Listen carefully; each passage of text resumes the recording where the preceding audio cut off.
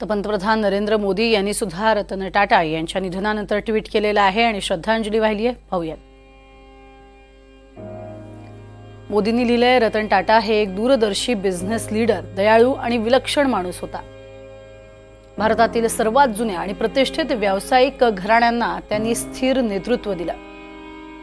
नम्रता, दयाळूपणा आणि आपल्या समाजाला अधिक चांगले बनवण्याच्या अतूट बांधिलकीमुळे ते लोकप्रिय ठरले. सदैव मदतीचा हात देणे हा रतन टाटा यांचा स्वभाव. ते सतत आणि सदैव स्मरणात राहतील. अशा शब्दामध्ये उद्योगपती रतन टाटा यांना श्रद्धांजली वाहिलेली आहे पंतप्रधान नरेंद्र मोदी यांनी.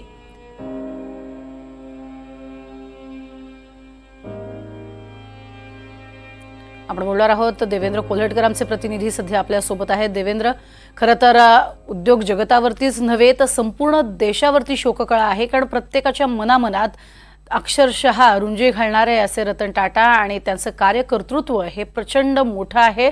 ते शब्दात व्यतीत करणं, शब्दात सांगणं हे खरं तर अवघड आहे.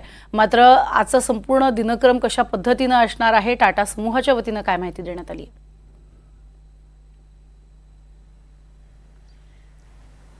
नक्कीच प्रज्ञा, ज्येष्ठ उद्योगपती रतन टाटा यांच्या निधनानंतर सर्वत्रच हळहळ व्यक्त केली जाते, शोक व्यक्त केली जात आहे. कारण रतन टाटा हे असं एक व्यक्तिमत्व होतं, फक्त ते उद्योग जगतातच नाही तर सर्वसामान्यांनाही आपलंसं वाटणारं किंवा सर्वसामान्यांनाही त्यांच्याप्रती प्रेम असणारं एक व्यक्तिमत्व म्हणून रतन टाटा यांची ओळख होती.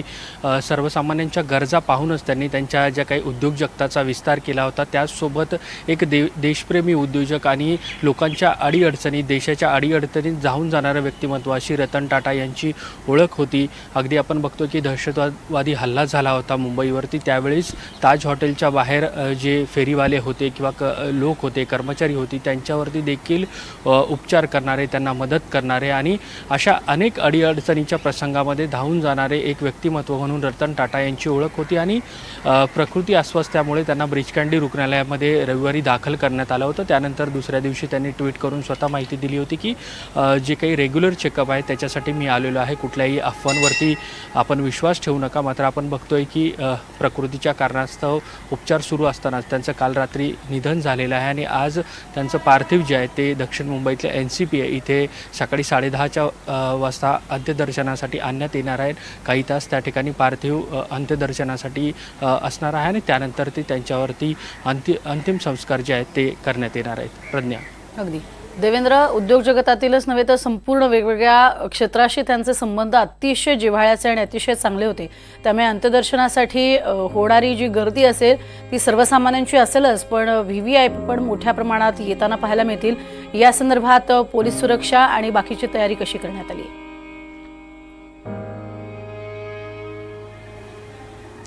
नक्कीच अगदी पंतप्रधानांपासून ते महाराष्ट्रातील सर्वसामान्य व्यक्तींपर्यंत रतन टाटा यांच्यापर्यंत निधनाबद्दल हळहळ व्यक्त करण्यात आली आहे. त्यामुळे त्यांचं पार्थिवाचं अंत्यदर्शन घेण्यासाठी मोठ्या प्रमाणात या ठिकाणी सर्वसामान्यांपासून ते अगदी VVIP पर्यंत लोक येणार आहेत. त्या दृष्टीने वाहतूक पोलीस असतील, पोलीस व्यवस्था असेल किंवा इतर व्यवस्था असतील, त्यांनी सर्व प्रकारची खबरदारी जी आहे ती घेतलेली आहे. तशा पद्धतीचं नियोजन जे आहे ते या सर्व परिसरात सुरू असलेलं आपल्याला पाहायला मिळतं आहे.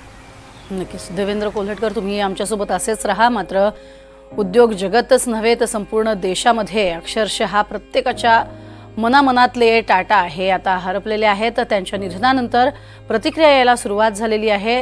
त्यांच्या निधनानंतर आलेली शरद पवार यांची प्रतिक्रिया ही आपण पाहूयात.